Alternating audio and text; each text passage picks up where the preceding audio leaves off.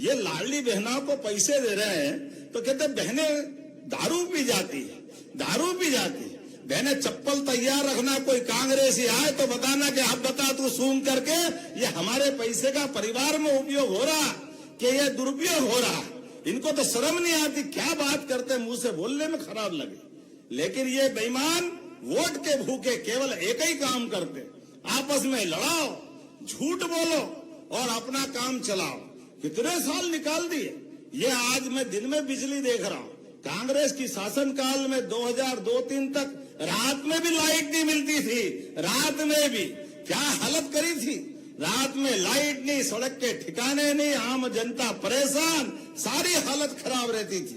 अब हमारी सरकार बनी माननीय मोदी जी के आशीर्वाद से। हमने कई कई काम किए। हमने कहा कि भगवान को केवल नाम के लिए नहीं, भगवान के बताए मार्ग पे भी चलने की आवश्यकता है। और भगवान ने मानवता को जीवित करने का प्रयास किया। मानवता को जीवित करने के लिए राहगीर योजना हमने बनाई। राहगीर योजना मोदी जी के माध्यम से जब बनी है, किसी चौराहे पर सड़कें अच्छी हो गई और एक्सीडेंट हो जाता है, वहां कोई घायल होने वाला, कोई माता होगी, कोई भाई होगा, किसी के बाल बच्चे होंगे, किसी के माता पिता होंगे, ऐसे में घायल को हॉस्पिटल पहुंचाना, डर के मारे हॉस्पिटल नहीं पहुंचाते, पुलिस परेशान करेगी, वहां जाएंगे तो क्या होगा, डरने की जरूरत नहीं। जो हॉस्पिटल पहुंचाएगा 25,000 रुपया हमारी सरकार के माध्यम से घायलों को पहुंचाने वालों को देंगे। सरकार के माध्यम से मानवता को जीवित करने का काम हमारी सरकार के माध्यम से होगा। एक और योजना हमने बनाई। हॉस्पिटल में एम्बुलेंस से तो पहुंचा देते हो, लेकिन एम्बुलेंस से पहुंचाने के बाद कोई कारण से वो बचेगा नहीं, शरीर खत्म हो गया। अब आदमी हॉस्पिटल तो एम्बुलेंस से ले गया, लेकिन बॉडी को, शरीर को, मट्टी को घर ले जाए तो गरीब आदमी कोई ठेले पे ले जा रहा है, कोई बैलगाड़ी से ले जा रहा है, कोई साइकिल पे ले जा रहा है, कोई मोटरसाइकिल पे ले जा रहा हो। गाड़ी घोड़े में बुलाओ तो गाड़ी घोड़े वाले कहते हैं हम इसकी सवारी नहीं ढो सकते। ऐसे में बड़ी परेशानी आती। चिंता मत करो, हमारी सरकार ने निर्णय किया है, हर जिले के अंदर 2 संवाहन दे रहे हैं। संवाहन से घर तक पहुंचाने का काम हमारी सरकार के माध्यम से होगा। पूरे प्रदेश के अंदर ऐसी स्थिति बन जाए तो आप केवल वहां के हॉस्पिटल को खबर करना, आपको एम्बुलेंस की तरह संवाहन भी मिलेगा, जिसके माध्यम से लाभ मिलेगा। और आगे बढ़कर के हमने अभी हेलीकॉप्टर से आए, बहुत बड़ी भीड़ लगी। महाराज जी, हमने अपने माननीय मोदी जी के माध्यम से कोई भी हॉस्पिटल, सरकारी तो पहले ही फ्री इलाज करते थे, प्राइवेट में भी जाओ तो 5 लाख तक का इलाज फ्री है। और 70 साल से बड़ी उम्र वाले तो कोई जाति धर्म के हो, इनकम टैक्स देते हो नहीं देते हो, सबको फ्री कर दिया। ये हमारी संवेदनशीलता है। लेकिन ऐसा लगा कि हॉस्पिटल में भर्ती किया और भर्ती करने के बाद उसको और बड़े हॉस्पिटल में पहुंचाने की जरूरत है। उसकी तबीयत बिगड़ रही है। अब अगर सड़क मार्ग से ले जाएंगे, मान लो भोपाल ले जाना, तो 2-3 घंटे पहले पहुंचा नहीं सकते। ऐसे में रघुवंशी जी गवाह है। कल इनने ही फोन किया कि एक एक्सीडेंट हो गया, झांसी में भर्ती है, भैया कुछ करो, रात में पहुंचाना पड़ेगा, नहीं तो दिक्कत हो जाएगी। हमने कहा चिंता मत करो, एयर एम्बुलेंस निःशुल्क पहुंचा देंगे, जोरदार अभिनंदन करो, हेलीकॉप्टर हवाई जहाज लगाएंगे। लेकिन व्यक्ति की जान बचाने का काम हमारी सरकार के माध्यम से हो रहा है। पैसा जरूरी थोड़ी है, व्यक्ति की जान जरूरी है। सरकार हमारी है और सरकार का मतलब ही है, हमने ये कहा कि नंद घर आनंद भयो, तो आनंद दिखना भी तो चाहिए, खाली बोलने की बात थोड़ी होना चाहिए। सरकार के माध्यम से वो चरितार्थ भी होना चाहिए। ऐसे कई काम हम कर रहे हैं। अभी मुझे आए तो गीता, पवित्र गीता जी की काफी भेंट की।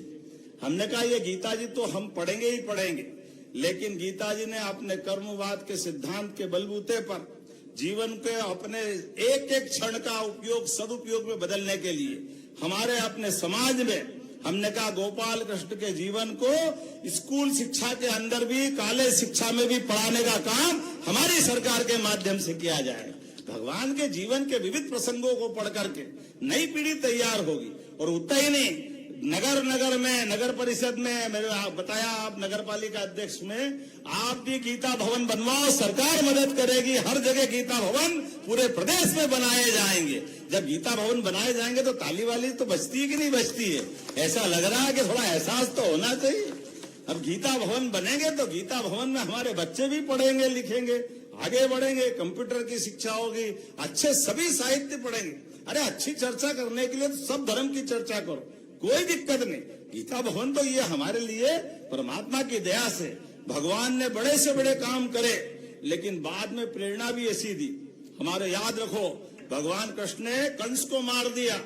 कंस को मारना ये बहुत बड़ा अचंबा था, लेकिन इतना बड़ा काम करने के बाद भी 11 साल की उम्र हो गई थी भगवान की, लेकिन शिक्षा के महत्व के लिए कंस को मारने के बाद मथुरा से उज्जैन आए और सांदीपनी आश्रम में उनने 64 कला, 14 विद्या, 4 वेद, 18 पुराण, ये सब में पढ़ करके अपने जीवन में उनके भगवान के गुरु के सामने सांदीपनी जी ने एक शब्द बोला और वो शब्द मंत्र वाक्य के रूप में दुनिया के सामने गया।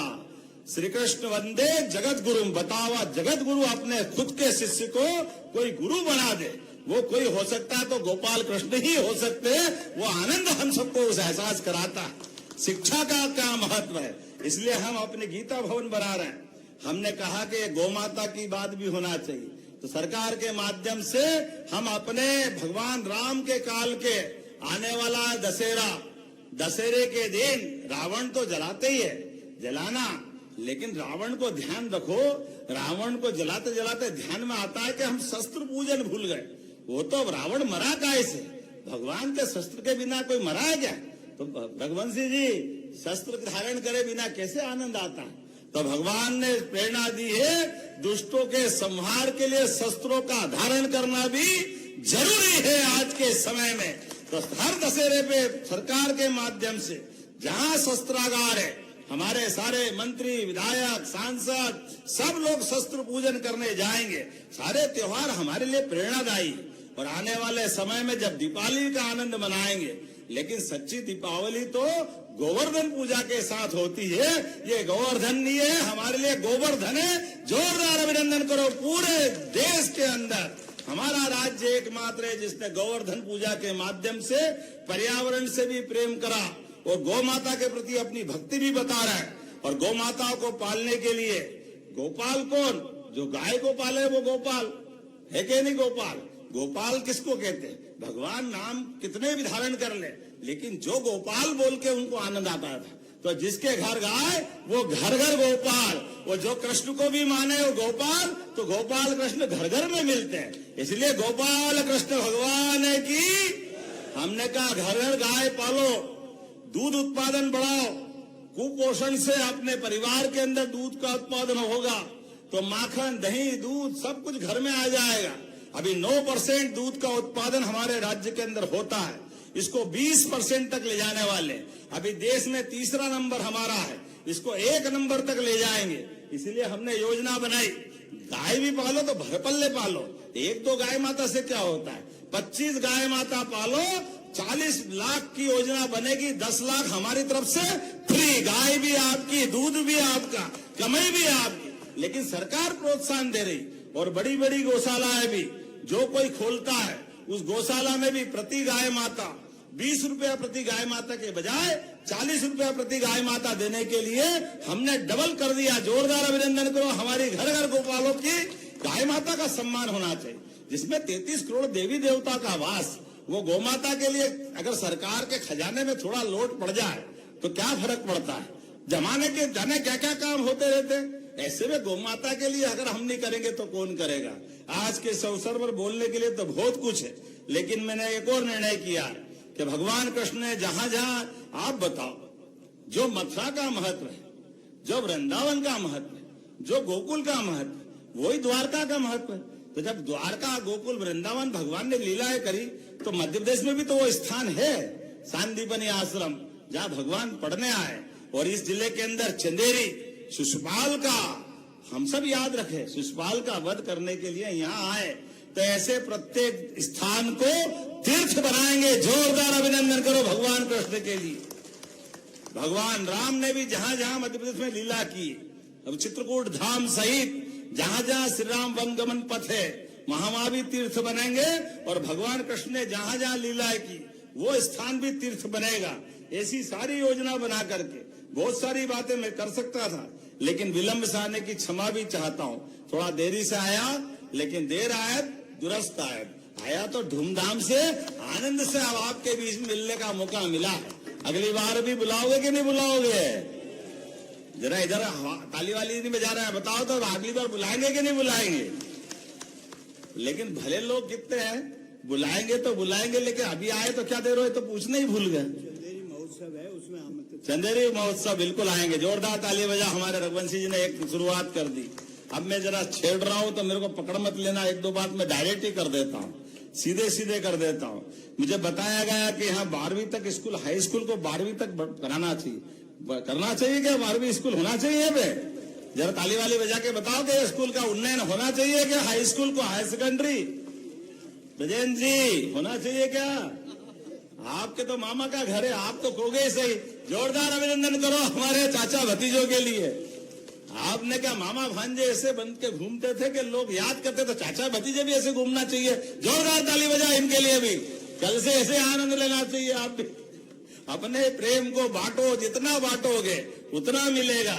एक और बात मुझे बताई कि खेल का मैदान भी गांव में लघु खेल परिसर बनाना चाहिए। बनाना चाहिए क्या? तो बनाने की घोषणा करता हूं। जोरदार अभिनंदन करें इस बात के लिए।